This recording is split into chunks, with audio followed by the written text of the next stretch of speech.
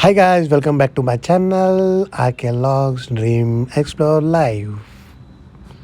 So ನಾನಿವತ್ತು ನಿಮ್ಗೆ ತೋರಿಸ್ತಾ ಇದ್ದೀನಿ ನಮ್ಮ ಊರಿನಲ್ಲಿ ಮಳೆ ಬಂದ್ರೂ ಯಾವ ರೀತಿ ಜನ ವಾಕಿಂಗು ಜಾಗಿಂಗು ಬರ್ತಾರೆ ಅಂತ. ಸೊ ನೋಡ್ತಾ ಇರಿ ಯಾವ ರೀತಿ ಬರ್ತಾರೆ